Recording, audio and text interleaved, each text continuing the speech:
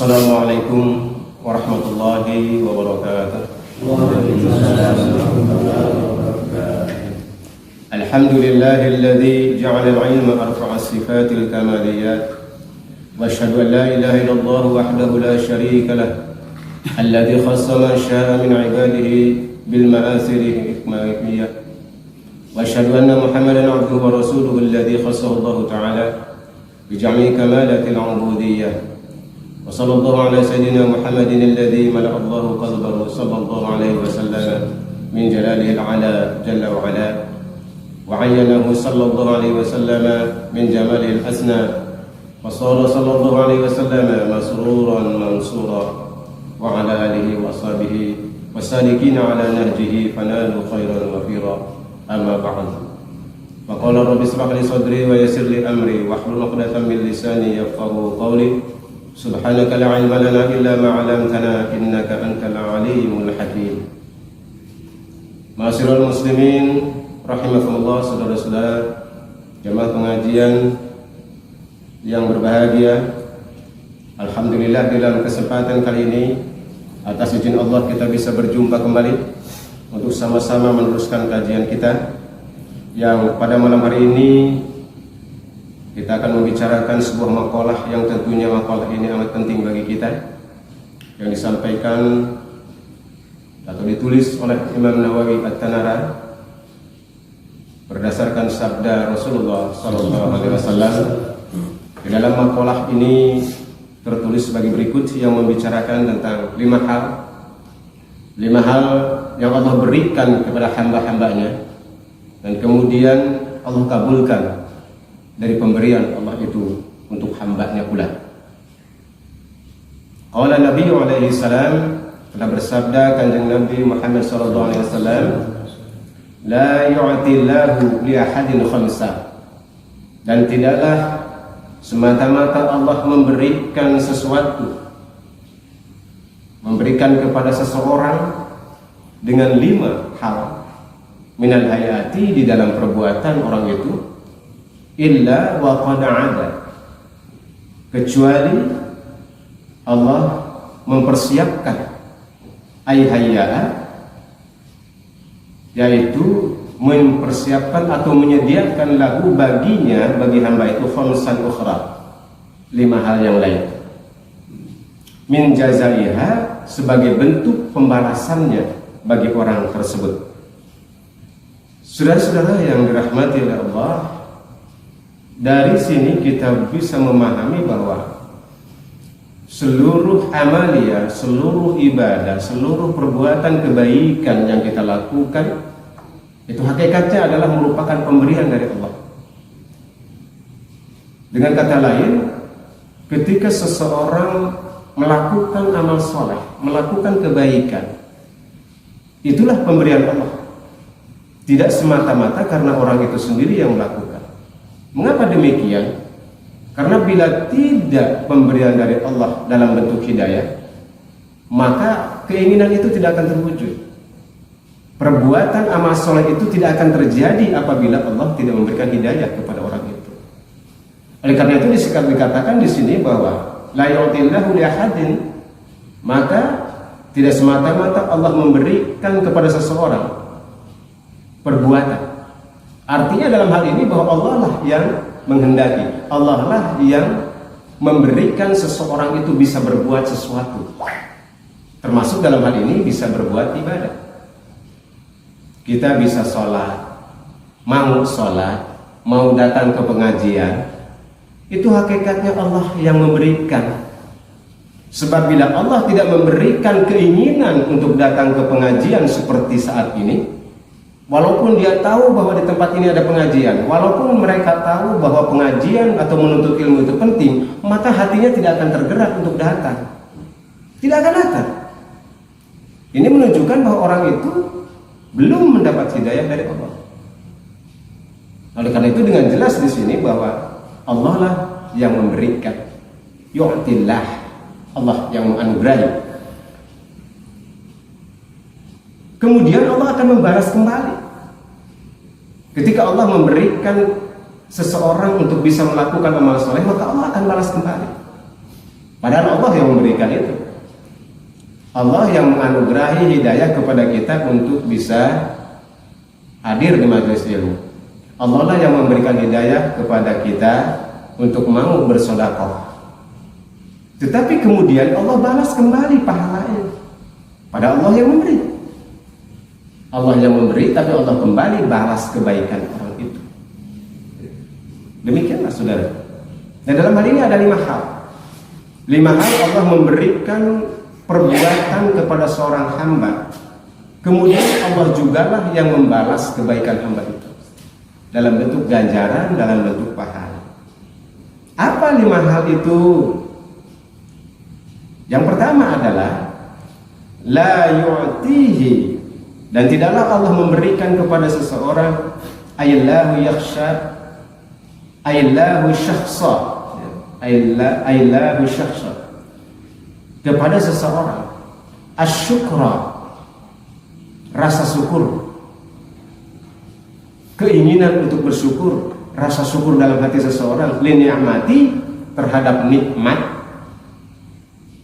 illa wa qad 'adda lahu ziyadah, kecuali sungguh Allah telah menyediakan baginya, bagi orang itu ziyadatun, yaitu tambahan kebaikan atau tambahan nikmat, alatil kan nikmati, alatil kan nikmati, jadi atas nikmat yang Allah berikan kepada hamba itu. Jadi yang pertama, Allah menanamkan rasa syukur kepada seorang hamba. Nah, ini salah satu perbuatan syukur. Jadi ketika seorang hamba ini pandai bersyukur, mau bersyukur baik kepada Allah maupun kepada manusia, itu hakikatnya Allah lah yang menanamkan rasa syukur itu kepada hamba, sehingga orang itu pandai bersyukur. Orang itu mau bersyukur atas semua nikmat yang Allah turunkan, yang Allah berikan kepada hamba itu.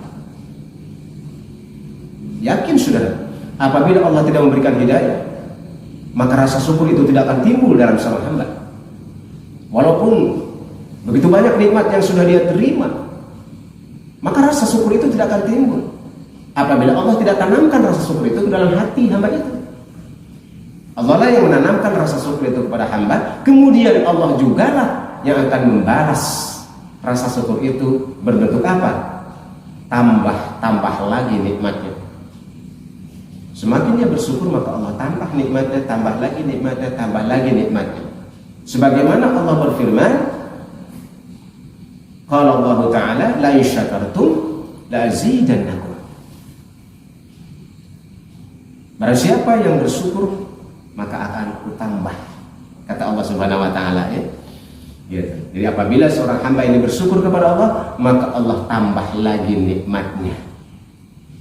Nah, salah satu contoh, ketika kita mendapat hidayah untuk hadir di majelis ilmu ini, kemudian apabila kita mensyukuri nikmat itu, mensyukuri ilmu yang kita terima, mensyukuri ilmu yang kita dapatkan yang hakikatnya dari Allah, maka Allah akan tambah lagi ilmu itu. Tidak henti-hentinya. Ilmu Allah ini tidak akan habis. Sepanjang hidup kita pelajari tidak akan habis. Bahkan ilmu kita ini tidak ada apa-apanya, hanya setetes air di tengah samudra yang luas. Allah akan tambah. Semakin kita bersyukur atas karunia dan nikmat Allah, maka Allah tambah nikmat itu dalam bentuk apapun. Inilah janji Allah. La in syakartum la azidannakum wa la in kafartum inna 'adzabi lasyadid. Barang siapa yang bersyukur, maka akan pun tambah, kata Allah, nikmat itu. Tetapi berhati-hatilah, barangkali apabila kamu itu semua kufur kepada nikmatku, azabku sangat pedih, kata Allah. Itu yang pertama, saudara. Jadi Allah menanamkan rasa syukur kepada seorang hamba, kemudian setelah hamba itu bersyukur kepada Allah, maka Allah akan tambah nikmatnya dalam bentuk apapun.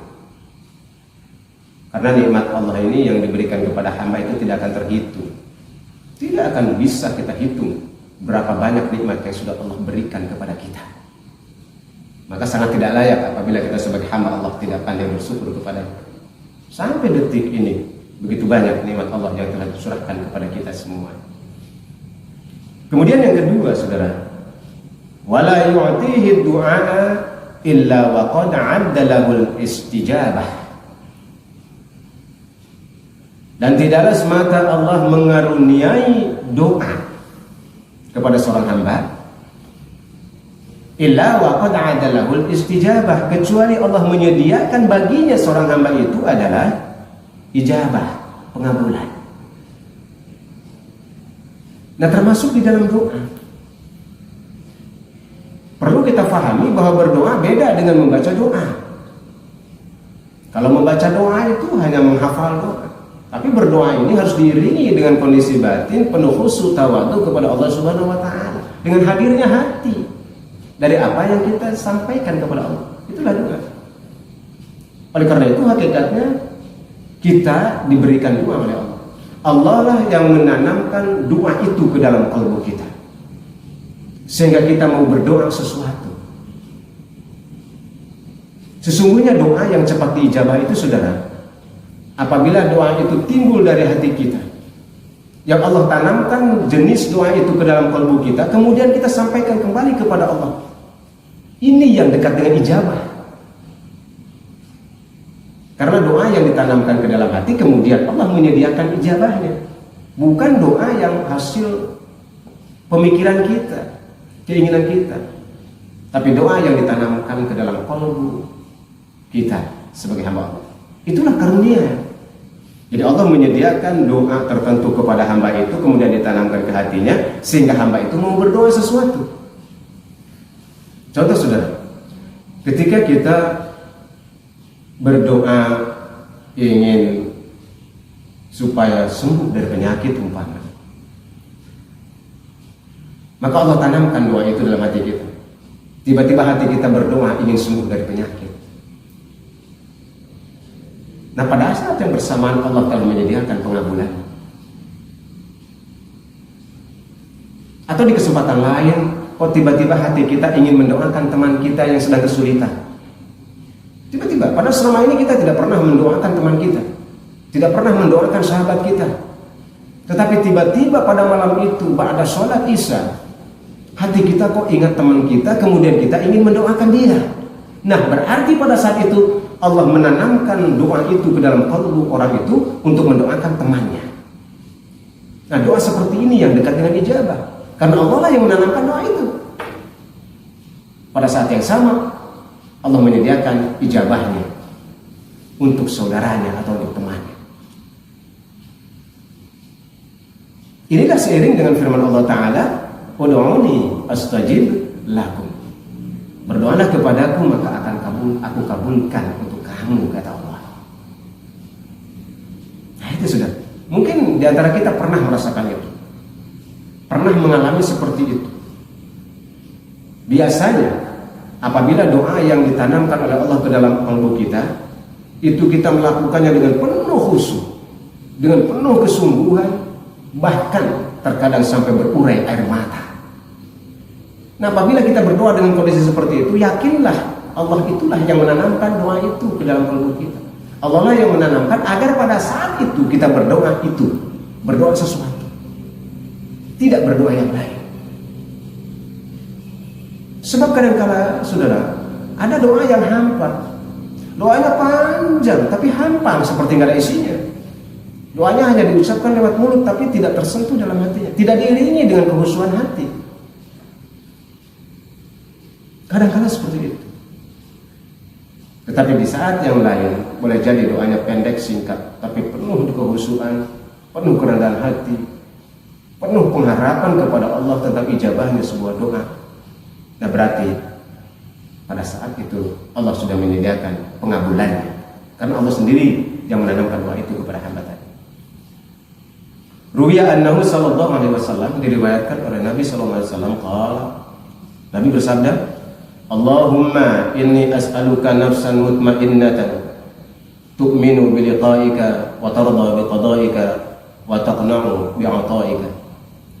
Allahumma inni as'aluka, ya Allah, sesungguhnya aku meminta kepada Engkau, saya meminta kepada Engkau, kata Nabi, nafsan mutmainnah, jiwa yang tenang, jiwa yang tenang, tu'minu bi liqa'ika, yang beriman terhadap pertemuan dengan Engkau, ya Allah, wa tarda bi qada'ika, dan senantiasa ridha terhadap ketentuanmu ya Allah, wa taqna'u bi'ata'ika, dan senantiasa qanaah terhadap pemberianmu. Nah inilah doa yang disampaikan oleh Rasulullah SAW. Rasul menginginkan nafsul mutmainnah, jiwa yang tenang. Jiwa yang tenang kemudian beriman kepada pertemuan dengan Allah, ridha dengan ketentuan dan pemberiannya, kemudian qanaah terhadap apa yang dianugerahkan Allah kepada diri Rasulullah SAW termasuk diri kita. Inilah doa Nabi. Allahumma inni as'aluka nafsan mutmainnatan tu'minu bi liqa'ika wa tarda bi qada'ika wa taqna'u bi 'ata'ika. Ini adalah doa Nabi. Ya, doa Nabi. Jiwa yang tenang itu adalah jiwa yang beriman terhadap pertemuan kepada Allah, kemudian ridha terhadap ketentuan Allah, takdir Allah, dan menerima apa anugerah Allah apapun bentuknya. Ini diriwayatkan oleh At-Tabrani. Nah, terus saudara-saudara sekalian, yang kedua dari 5 hal tadi. Kemudian yang ketiga, wala yu'tihil istighfara illa wa qad 'adda lahul ghufran. Dan tidaklah Allah memberikan istighfar, dan tidaklah Allah memberikan kepada seorang hamba istighfar, permohonan ampun, illa wa qad 'adda lahul ghufran, kecuali sungguh Allah telah menyediakan baginya pengampunan. Ini juga sama. Ternyata mohon ampun itu tidak mudah, saudara. Jangankan mohon ampun kepada Allah, meminta maaf kepada sesama manusia aja ternyata tidak mudah. Kendati pun orang itu bersalah, tidak mudah untuk meminta maaf. Lebih-lebihlah memohon ampun kepada Allah atas segala dosa, kekeliruan, dan kesalahan yang pernah kita lakukan. Berarti dalam hal ini istighfar itu, permohonan ampun itu, ditanamkanlah oleh Allah ke dalam kalbu orang itu untuk mohon ampun. Ini bisa kita lihat dalam keseharian, saudara. Berapa banyak orang yang bersalah, berapa banyak orang yang melakukan kemaksiatan, perbuatan dosa, yang kemudian dia mau mohon ampun kepada Allah. Berapa banyak? Ternyata tidak semua orang yang berdosa, yang bersalah, yang melakukan kekeliruan dan berdosa kepada Allah maupun kepada manusia itu kemudian mau mohon ampun kepada Allah. Tidak semua. Makanya beruntunglah kalau kemudian orang yang bersalah, orang yang melakukan kemungkaran, kemaksiatan, dia mau beristighfar, mohon ampun kepada Allah. Beruntunglah. Kenapa? Karena hakikatnya Allah lah yang menanamkan istighfar itu ke dalam kalbu orang itu, sehingga dia mau untuk mohon ampun. Tidak mudah, saudara, untuk mohon ampun. Tidak mudah. Tetapi apabila Allah yang menanamkan ke dalam kalbu orang itu untuk segera inabah kembali kepada Allah dan mohon ampun, maka seberat apapun dosanya, sebesar apapun kesalahannya, dia akan kembali kepada Allah dan mohon ampun dengan sungguh-sungguh. Dengan demikian akan terbukalah pintu ampunan di sisi Allah. Artinya ketika Allah menanamkan istighfar itu ke dalam kalbu orang itu, Allah sudah menyiapkan pengampunannya. Ini menjadi harapan besar bagi kita, saudara, siapapun kita. Karena tidak ada manusia yang sempurna, tidak ada manusia yang tidak pernah berdosa, tidak ada manusia yang tidak pernah bersalah. Oleh karena itu, ketika pada saat itu ada gerak hati kita untuk mohon ampun kepada Allah, yakini dengan sungguh-sungguh, sesungguhnya Allah telah melakukan yang terbaik untuk kita. Sesungguhnya Allah telah menanamkan ke dalam kalbu kita istighfar itu. Syukuri itu, karena Allah sedang menyiapkan pengampunannya bagi kita. Jadi jangan khawatir apabila di dalam kalbu kita setelah melakukan kesalahan dan kekeliruan mau beristighfar, mohon ampun kepada Allah, yakini Allah akan mengampuni dosa dan kesalahan kita. Yakini. Karena apa? Tadi Allah lah yang menanamkan istighfar itu dalam kalbu kita. Pada saat yang bersamaan Allah menyediakan pengampunannya. Yakini, jangan ragu-ragu saudara. Apabila sudah ada istighfar dalam hati kita, kemudian ada niat untuk menjadi orang yang lebih baik dan tidak melakukan lagi kemaksiatan dan kemungkaran, yakini Allah akan mengampuni dosa-dosa kita seberat apapun dosa kita. Hatta seluas langit dan bumi, pintu ampunan Allah tetap terbuka bagi hambanya yang mau inabah, yang mau kembali kepadanya. Ini janji Allah, dan Allah itu tidak pernah mengingkari janji. Sebagaimana kalau Allah Ta'ala firman Allah, istaghfiru rabbakum innahu kana ghafura. Minta ampunlah kepada Tuhanmu, sesungguhnya Dia itu Maha Pengampun. Lihat, ini janji Allah. Minta ampunlah kepadanya, dan Allah sudah menyiapkan ampunannya, karena sesungguhnya Allah itu Maha Pengampun, Al-Ghafur, Zat yang Maha Pengampun. Ruwiya annahu sallallahu alaihi wasallam, diriwayatkan bahwasanya Kanjeng Nabi sallallahu alaihi wasallam telah bersabda, "Lau akhtatum hatta tablughu khatayakumus samaa, summa tubtum lataballahu alaikum." Lau akhtatum, kalau kamu semua melakukan sesuatu, hatta tablughu khatayakumus sama, sehingga sampailah berbagai macam dosa kamu itu ke langit. Jadi ketika kamu melakukan sesuatu, sampailah dosa kamu itu ke langit atau seluas langit. Sumatubtum, kemudian kamu bertaubat, lataballahu alaikum, maka Allah akan menerima taubat kamu itu. Rawahu Ibnu Majah, diriwayatkan oleh Ibnu Majah. Jadi walaupun dosa kita seluas langit, tapi ketika kita bertaubat kepada Allah dengan taubatan nasuh, maka Allah telah menyiapkan penerimaannya. Allah telah menyiapkan pengampunannya. Wala yu'tihi taubata illa wa qad 'adda lahul qabul, dan tidaklah Allah memberikan taubat kepada seorang hamba kecuali Allah telah menyediakan penerimaan dari taubatnya, yaitu ayyaqabulat taubat, yaitu diterimanya taubat seorang hamba. Ruwiya annahu sallallahu alaihi wasallam qala, maktubun haulal 'arsy qabla an takhluqa ad-dunya bi arba'ati alafi 'amil, wa inni laghaffarun liman taba wa amana wa 'amila shalihan tsumma ihtada. Nabi sallallahu alaihi wasallam telah bersabda bahwa telah tertulis haulal 'arsy, di sekeliling 'arsy, qabla an takhluqa ad-dunya, sebelum diciptakannya dunia. Jadi Allah sebelum menciptakan dunia, maka di sekeliling aras ini telah tertulis bi arba'ati alafi amin, yaitu selama 40.000 tahun. Sebelum bumi diciptakan 40.000 tahun, di sekeliling aras telah tertulis sebuah kalimat. Sebuah kalimat. Apa kalimatnya? Wa inni laghaffarun liman taba wa amana wa amila sholihan tsumma ihtada. Kalimat ini tertulis di aras sebelum diciptakannya bumi. Kalimat apa? Yaitu ghaffar. Kalimat pengampunan dari Allah. Jadi Allah sebelum menciptakan bumi, sebelum menciptakan manusia, Allah sudah menyediakan kalimat ampunan itu. Karena Allah Maha mengetahui manusia ini pasti berdosa. Manusia ini tidak akan lepas daripada kesalahan. Oleh karena itu, sebelum Allah menciptakan manusia, Allah sudah menyiapkan ampunannya terlebih dahulu. Sudah disiapkan ampunannya. Makanya jangan ragu-ragu kita mohon ampun kepada Allah.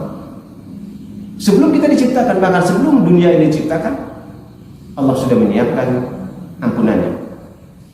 Dan sekeliling aras tertulis wa inni laghaffarun, dan sesungguhnya aku yang Maha Agung, kata Allah, laghaffarun, yaitu Zat yang Maha Pengampun. Liman taba, barang siapa yang bertaubat, wa amana, kemudian dia beriman, wa amila sholihan, dan kemudian dia melakukan amal soleh, tsumma ihtada, kemudian dia mencari petunjuk. Nah ini ya, jadi bagi yang bertaubat, yang beriman dan melakukan amal soleh, kemudian mencari petunjuk Allah, maka Allah sudah menyiapkan ampunannya. Maka tidak pantas bagi seorang yang beriman berputus asa di dalam kehidupan dunia. Ketika kita melakukan kesalahan, kembalilah kepada Allah, kembalilah kepada istighfarlah, taubatlah, terus begitu. Ya, seperti itu. Kemudian berikutnya saudara, yang keberapa tadi? Sekarang yang keempat ya. Wala yu'tihi shadaqata illa wa qad 'ada lahu taqabal, dan tidaklah Allah menyediakan bagi seorang hamba sedekah, keinginan untuk bersedekah, illa wa qad 'ada lahu taqabal, kecuali Allah telah menyediakan penerimaan dari sedekahnya, ayat husulul qabul, yaitu diterimanya hasilnya dari sedekahnya itu. Nah, sama. Jadi kita bisa bersedekah, mau bersedekah ada rasa empati dalam hati kita, mau bersedekah berarti Allah sudah menanamkan hati sedekah itu ke dalam kalbu kita, dan Allah akan menerima sedekah kita. Yakin apabila rasa sedekah itu Allah yang menanamkan, maka akan timbul keikhlasan dengan sendirinya, karena Allah akan mengabulkan dari sedekah itu. Ruwiya annahu sallallahu alaihi wasallam qala, diriwayatkan dari Nabi sallallahu alaihi wasallam, kullu mri'in fi dhilli shadaqatihi hatta yuqda bainan nas.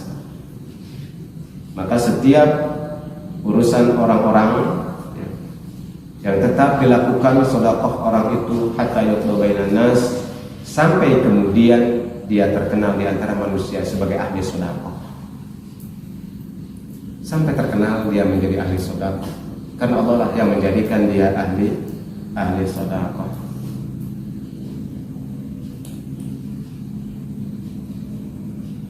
Itu yang kelima ya saudara. Yang kelima atau keempat itu? Yang keempat apa? Yang kelima ya.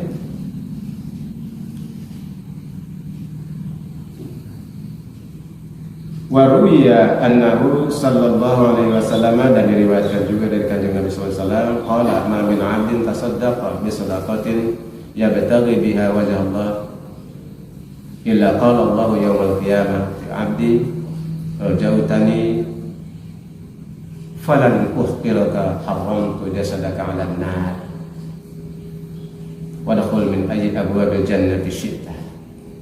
Diriwayatkan dari Nabi, ma min 'abdin, dan tidaklah seorang hamba tasaddaqa bersedekah bisadaqatin dengan sedekahnya itu, yabtaghi biha wajha Allah, yang dituntutnya, yang diinginkannya adalah ridha dari Allah Subhanahu wa taala, illa, kecuali qala Allah yaumil qiyamah, kecuali Allah berfirman pada yaumil qiyamah, abdi, wahai hambaku, rajautani, kamu sudah mengharap-harap kepadaku, falan ukhbiraka haramtu jasadaka 'alan nar, maka